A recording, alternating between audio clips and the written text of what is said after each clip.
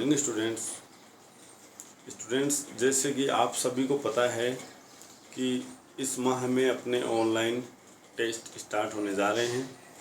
Online test का time table वैसे तो आपको भेज दिया गया है, फिर भी एक बार पुनः मैं मैथमेटिक्स सब्जेक्ट का नोट करवा देता हूँ। 9th क्लास में मैथ का जो पेपर होगा उसकी डेट है, यहाँ पे डेट 11 सितंबर 2020। शिफ्ट होगी उसकी पारी फर्स्ट, पहली पारी। उसका टाइमिंग हमारे पास है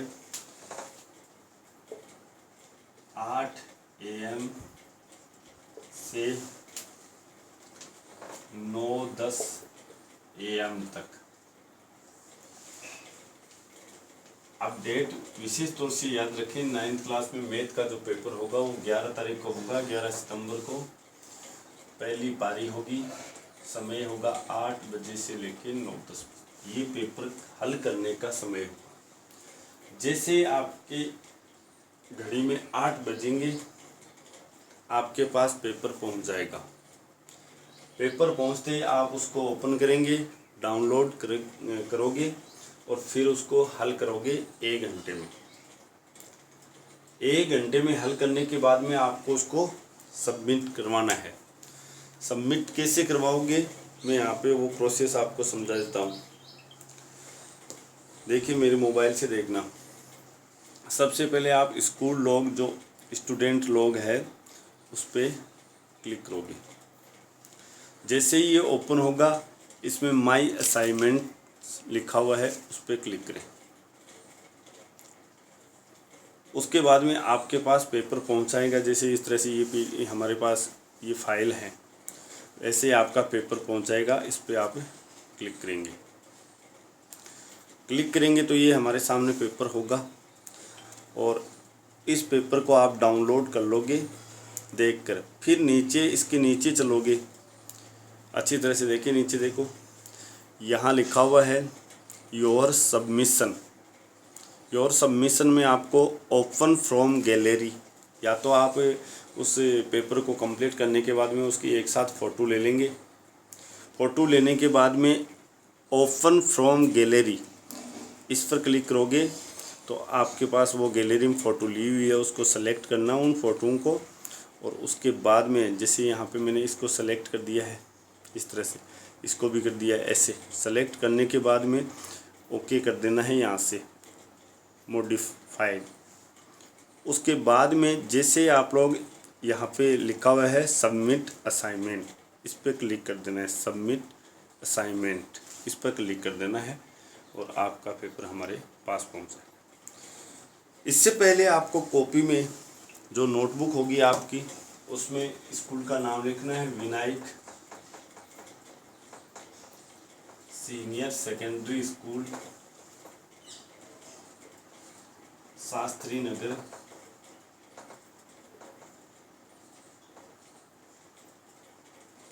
सीकर।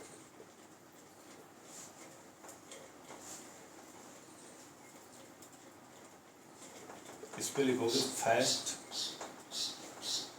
रिटन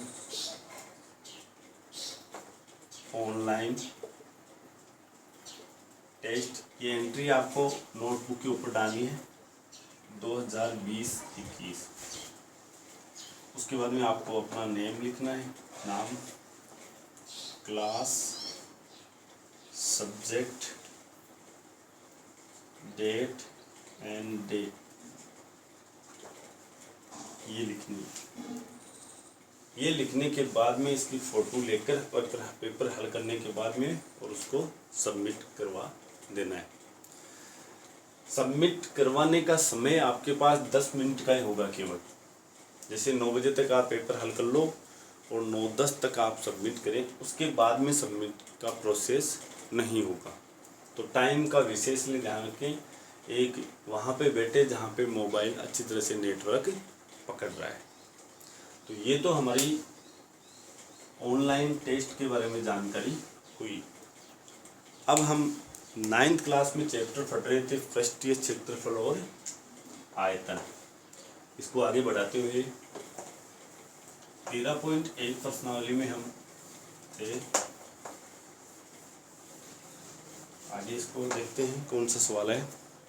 13.9 प्रश्नावली के हमारे पास 7 तक सवाल हो गए थे। 8वां सवाल देखिए, बहुत ही अच्छा सवाल है। 13.1 का अंतिम और 8वां सवाल। प्रवीण अपनी कार खड़ी करने के लिए एक संदूक के प्रकार के ढांचे जैसा एक अस्थायी स्थान तिरपाल की सहायता से बनाना चाहती है। इस तरह से गाड़ी खड़ी करने के लिए एक ढांचा बना रहे प्रवीण।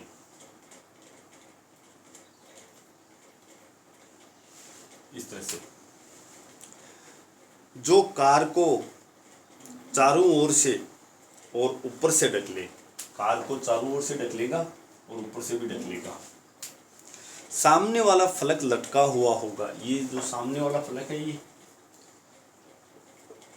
इस पर वो तिरपाल लटका हुआ रहेगा। इसको ओपन कर लेंगे, गाड़ी अंदर हो जाएगी, फिर वापस बंद कर देंगे। सामने वाला फलक लटका हुआ होगा जिसे घुमाकर ऊपर किया जा सकता है। इस तरह से घुमाकर इसको ऊपर किया जा सकता है, यह मानते हुए कि सिलाई के समय लगा तिरपाल का अतिरिक्त कपड़ा नगण्य होगा। ये जो इसकी भुजाएं हैं उसी के बराबर कपड़ा लगा है चारों तरफ, इसके अतिरिक्त कपड़ा नहीं लगा है। आधार विमाओं, अभी हमें भुजाएं दे रखी है, तो घनाभाकार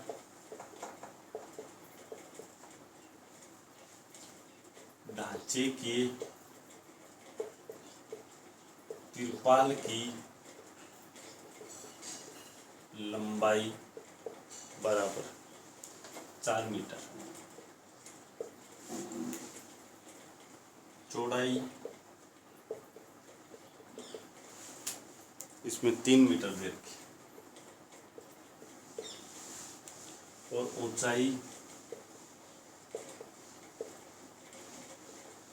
2.5 मीटर वाले इस ढांचे को बनाने के लिए कितने तिरपाल की आवश्यकता है? तिरपाल की आवश्यकता, इसलिए हमें इसका एरिया निकालना पड़ेगा।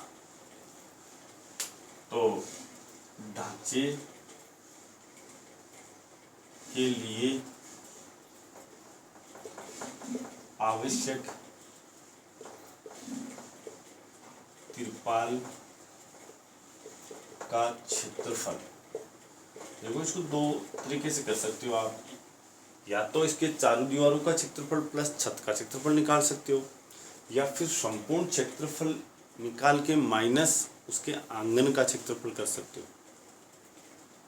या तो चारों दीवारों का क्षेत्रफल प्लस छत का क्षेत्रफल कर देना, या फिर संपूर्ण क्षेत्रफल। तो हम संपूर्ण क्षेत्रफल से कर रहे हैं 2 गुना लंबाई गुना चौड़ाई प्लस चौड़ाई गुना ऊंचाई प्लस ऊंचाई गुना लंबाई। ये तो हो गया हमारे पास संपूर्ण पृष्ठ क्षेत्रफल। इसमें से आंगन का क्षेत्रफल हम माइनस कर देंगे, तो वो हो जाएगा लंबाई गुना चौड़ाई। उसके बाद में देखते हैं 2 गुना लंबाई गुना चौड़ाई, लंबाई और चौड़ाई 4 गुना 3 प्लस 3 गुना 2.5 प्लस ऊंचाई गुना लंबाई यानी 2.5 गुना 4 माइनस लंबाई गुना चौड़ाई यानी कि 4 गुना। आगे इसको हल करेंगे तो 2 गुना 12 प्लस 7.5 प्लस 10 माइनस। उसके बाद इन तीनों को हम जोड़ देंगे, 12 और 10 22 और 7 29.5, 2 गुना 29.5 माइनस के 12। इसको हम गुना करेंगे तो हमारे पास आएगा 59 माइनस के 12 हो जाएगा। और तिरपाल की जो आवश्यकता है उसका एरिया हो गया 7 4 47 वर्ग मीटर। 47 वर्ग मीटर तिरपाल की आवश्यकता होगी। नीचे इसके तिरपाल लगेगा नहीं क्योंकि नीचे आंगन होगा, सामने तिरपाल लग रहा है जिसको हम उठाकर गाड़ी पार्क कर रहे हैं। इस तरह से ये 8वां सवाल। इसी के साथ हमारी 13.1 प्रश्नावली कंप्लीट होती है। उसके बाद में हम प्रश्नावली 13.2 में जाते हैं। तो 13.2 प्रश्नावली देखिए।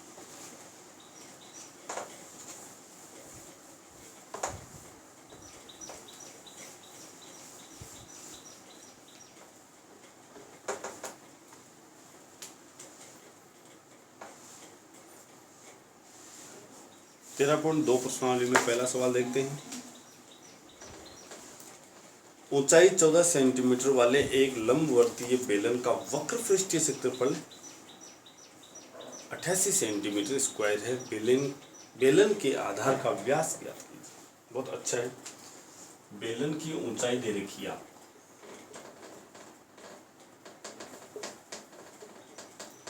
14 सेंटीमीटर। उसके बाद में इसका वक्र पृष्ठीय क्षेत्रफल भी दे रखा है। बेलन का वक्र पृष्ठीय क्षेत्रफल बराबर 88 सेंटीमीटर स्क्वायर। हमें व्यास पूछा जा रहा है, तो यहाँ पे सवाल की शर्त में ले लेना,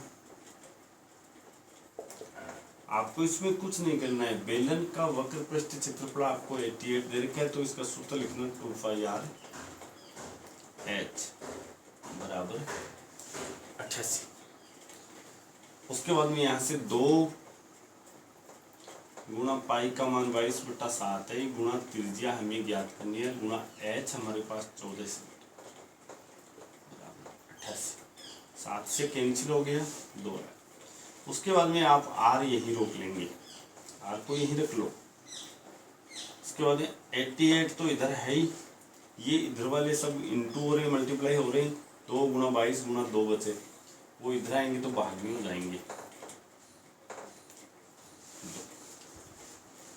और ये आ गया हमारे पास 1 सेंटीमीटर। 1 सेंटीमीटर। अब हमसे उस बेलन, ये बेलन की त्रिज्या है, इसलिए बेलन का व्यास बराबर सूत्र होता है 2r, 2 गुणा त्रिज्या, तो 2 गुणा त्रिज्या 1 है बराबर 2 सेंटीमीटर। इसका आंसर होगा उस बेलन की त्रिज्या तो 1 सेंटीमीटर आई और व्यास उसका होगा तो 2 गुना हो जाएगा, त्रिज्या का 2 गुना व्यास होता है। इस तरह से हमारे पास 2 सेंटीमीटर उसका व्यास। इसी तरह से दूसरा सवाल देखिए। सवाल नंबर दूसरा,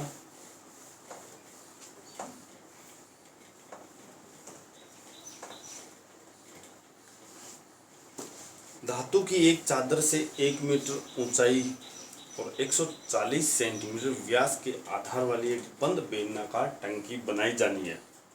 हमारे पास कोई धातु की चादर है, इस तरह से एक लोहे की या फिर अन्य किसी धातु की चादर है जिसकी लंबाई 1 मीटर है और व्यास 140 सेंटीमीटर व्यास के आधार वाली बंद बेलनाकार टंकी ये बनानी है।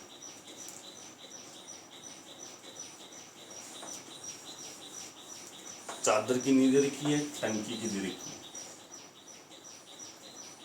इस तरह से धातु की एक चादर से 1 मीटर ऊंची, ये 1 मीटर ऊंची और 140 सेंटीमीटर व्यास, ये यहाँ से देखिए ये व्यास, ये टंकी बनानी है। और चादर हमारे पास मान लो ये, इस कार्य के लिए कितने वर्ग मीटर चादर की आवश्यकता होगी? तो इसी चादर को इस तरह से घुमा के रोड में टंकी बनानी है, तो कितने वर्ग मीटर की आवश्यकता होगी? तो आपको इसको क्षेत्रफल निकालना है, इसका संपूर्ण पृष्ठीय क्षेत्रफल, क्योंकि टंकी है वो ऊपर से भी बंद है नीचे से भी बंद है। साफ साफ लिखा हुआ है एक बंद बेलनाकार टंकी बनाई जानी है। तो सबसे पहले बंद बेलनाकार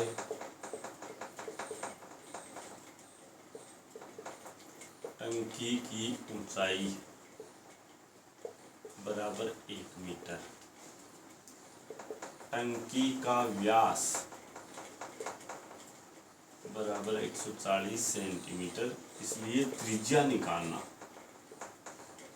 व्यास बट्टा 2 70 सेंटीमीटर यानी कि 0.70 मीटर। ये उसकी त्रिज्या आ गई। अब इस बेलन का संपूर्ण पृष्ठीय क्षेत्रफल निकालेंगे, क्योंकि वक्र पृष्ठ और दोनों आधार और सिरा इनके क्षेत्रफल को यदि जोड़ेंगे तो संपूर्ण टंकी बनती है। इसलिए टंकी का संपूर्ण पृष्ठीय क्षेत्रफल 2πr × h + r। ये सूत्र मैंने आपको लिखा दिया। बेलन के संपूर्ण पृष्ठीय 2 × 22/7 गुणा त्रिज्या 0.70 है। h हमारे पास 1 है प्लस 0.70। यहाँ से हम हल करेंगे 2 × 22/7 गुणा 0.70 गुणा 1.70। इस 7 से ये कैंसिल होगा 0.10। उसके बाद में हम इनको आपस में गुणा कर लेंगे। गुणा करेंगे तो देखिए यहाँ पे 34 दूनी 68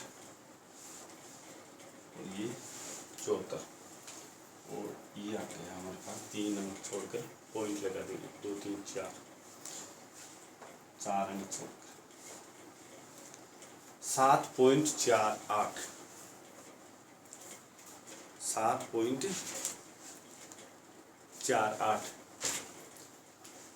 मीटर स्क्वायर। ये उस टंकी का संपूर्ण पृष्ठीय क्षेत्रफल है। इसलिए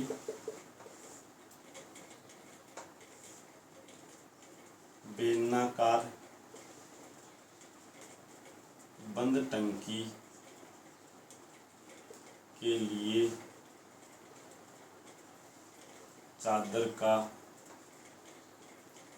क्षेत्रफल बराबर 7.48 मीटर। इस तरह से आपका आंसर होगा। उसके बाद में अगला सवाल देखते हैं हम। तीसरा, धातु का एक पाइप 77 सेंटीमीटर लंबा है। इसके एक अनुप्रस्थ काट का आंतरिक व्यास 4 सेंटीमीटर है और बाहरी व्यास 4.4 सेंटीमीटर। देखिए आप करते बहुत अच्छा प्रश्न है, ध्यान से देखिए। धातु का एक पाइप है, वो 77 सेंटीमीटर लंबा है। आकृति बनाकर देखते हैं।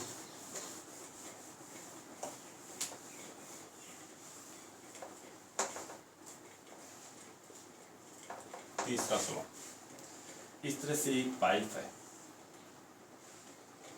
बेलनाकार, ये 77 सेंटीमीटर लंबा है। इसके एक अनुप्रस्थ काट का आंतरिक व्यास दिया है, तो इस पाइप की मोटाई है। यहाँ हम पाइप की मोटाई बना रहे हैं।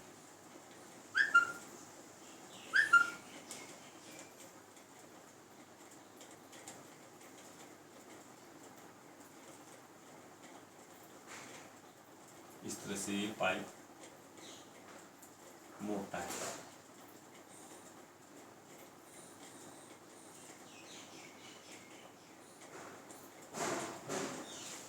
ये मोटाई है। इसके एक अनुप्रस्थ काट का आंतरिक व्यास 4 सेंटीमीटर है। यहाँ से अंदर का व्यास ये 4 सेंटीमीटर और बाहरी व्यास 4.4 है। बाहरी व्यास यहाँ से लेके और यहाँ तक हो जाएगा, ये 4.4 सेंटीमीटर। उसके बाद तो यहाँ पे हम नोट कर लेते हैं, बेलनाकार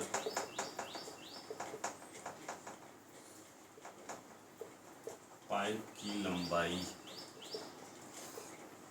जो हमारे पास h रहेगा 77 सेंटीमीटर।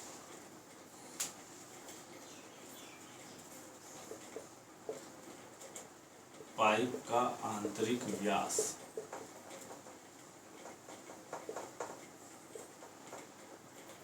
4 सेंटीमीटर, इसलिए आंतरिक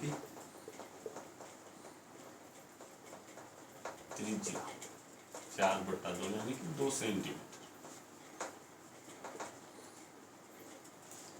उसके बाद पाइप का बाहरी व्यास 4.4 सेंटीमीटर, इसलिए बाहरी त्रिज्या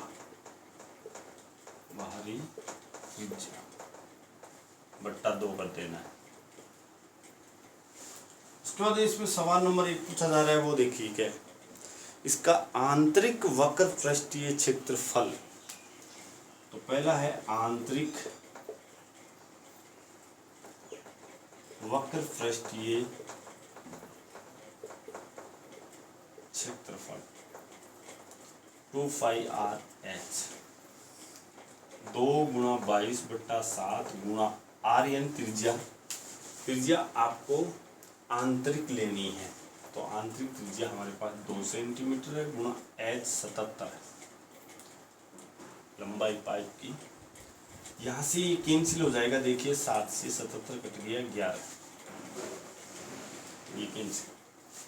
और इनको हम गुणा करेंगे तो 2 दूनी 4, 5 88, 88 को हम 11 से गुणा करेंगे तो 11 8 88, 11 8 88 और 8 96, 968 सेंटीमीटर स्क्वायर। ये हमारे पास उसका आंतरिक वक्र पृष्ठीय क्षेत्रफल आ जाएगा पाइप का। 2 नंबर पे बाहरी वक्र पृष्ठीय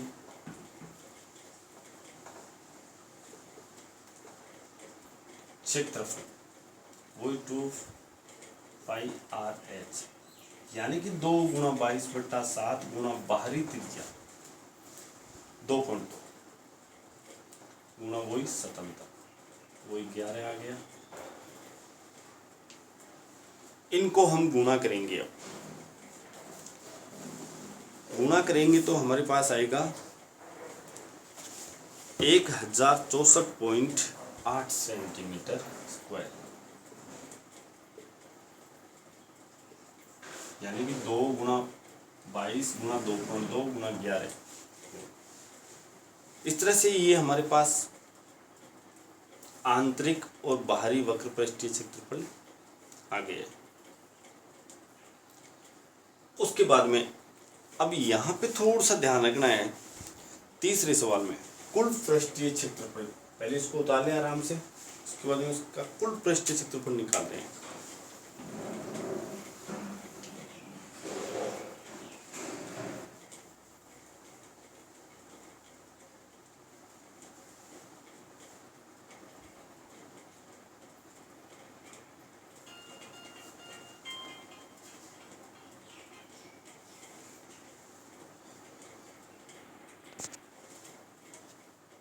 तीसरा देखिए, तीसरा सवाल इसमें बहुत ही शानदार सवाल है, ध्यान से देखना।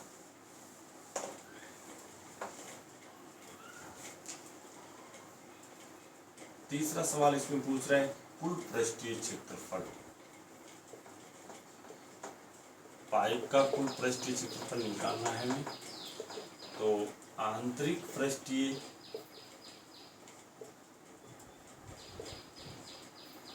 क्षेत्रफल प्लस बाहरी पृष्ठीय क्षेत्रफल प्लस दोनों वर्ताकार सिरों का क्षेत्र। अब 2 वर्ताकार सिरे कौन से, जैसे एक तो नीचे का एक ये ऊपर का, आंतरिक और बाहरी हमने निकाली है। इसमें वर्ताकार सिरा इस तरह से ये रिंग दिखाई देगी आपको एक इस तरह से, यहाँ ये इसकी आंतरिक त्रिज्या 2 थी और बाहरी त्रिज्या हो जाएगी 2.2। ये तो यहाँ पे हम इसका क्षेत्रफल निकालेंगे तो सबसे पहले हमारे पास आंतरिक पृष्ठीय क्षेत्रफल था वो 968 था, प्लस बाहरी पृष्ठीय क्षेत्रफल 1064.8 प्लस 2 वर्ताकार रिंग है हमारे पास, दोनों वर्ताकार सिरों का क्षेत्रफल है ना, तो 2 वर्ताकार रिंग है। इसमें देखो इसका क्षेत्रफल 2 गुना कर दो, और वर्ताकार रिंग का pi square 1 minus pi r square 2, ये सूत्र हो जाएगा। आर स्क्वायर 1, आर 1 का मतलब यहाँ पे है बड़ी त्रिज्या, इनमें से जो बाहर वाली है ना त्रिज्या, तो बाहरी त्रिज्या थी वो है, और R2 है आंतरिक। तो 968 प्लस 1064.8 प्लस 2 गुना, यहाँ से आप पाई कॉमन ले लीजिए 22/7, और उसके बाद में हमारे पास R1 यानी 2.2 का स्क्वायर माइनस 2 का स्क्वायर, इस तरह से। और इसको हल करेंगे तो पहले इन दोनों को जोड़ लेते हैं।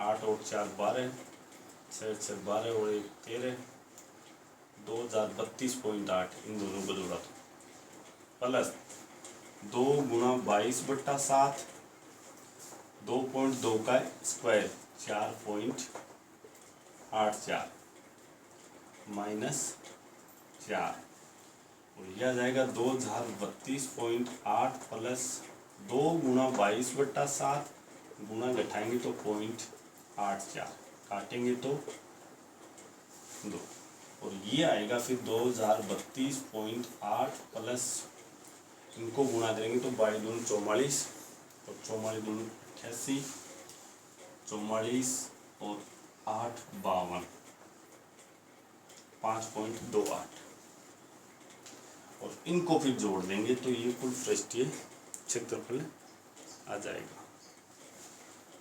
तो 8 और ये 8 हो गया, 8 2 10 हो गया, 5 2 7 1 8, 3 2038.08 सेंटीमीटर स्क्वायर। ये इसका कंप्लीट, जिसमें आंतरिक और बाहरी प्लस दोनों वर्ताकार रिंग का क्षेत्रफल या दोनों वर्ताकार सिरों का क्षेत्रफल। रिंग इस तरह से आपको मैंने समझाई थी, इस तरह से इसकी दोनों साइड जो सिरे हैं दोनों इसके, इसमें यहाँ तक की त्रिज्या 2 थी और यहाँ तक की बाहर वाली सहित ये 2.2 थी। इसका क्षेत्रफल यहाँ इस तरह से निकाला गया है ये, और इसको 2 से गुणा इसलिए किया गया है क्योंकि ये दोनों तरफ के ली गई है, एक नीचे का और एक ऊपर का। इस तरह से ये हमारे पास 13.2 के 3 सवाल हो गए हैं। बाकी सवाल आप लोग स्वयं करेंगे होमवर्क में। ये इसमें सवाल हैं हमारे पास प्रश्नावली में 11 तक, तो आपको 11 तक है, जो भी सवाल नहीं आए वो तो पूछ सकते हैं, बाकी आप लोग स्वयं निकालोगे। ये आज का होमवर्क हो जाएगा, बाकी मैं आपको कल बता दूंगा। इस तरह से ये 13.2 प्रश्नावली यहाँ पे हमारी कंप्लीट होती है, बेलन से संबंधित थी। टेस्ट का विशेष तौर से ध्यान रखें। पुनः एक बार मैं बता देता हूँ आपको कि आपका टेस्ट 11 सितंबर को होगा, फर्स्ट पारी में होगा। फर्स्ट शिफ्ट का समय होगा 8 बजे से लेकर 9:10 तक का। टाइमली विशेष तौर से ध्यान रखें और अच्छी तरह से तैयारी करें। Best of luck. Thank you.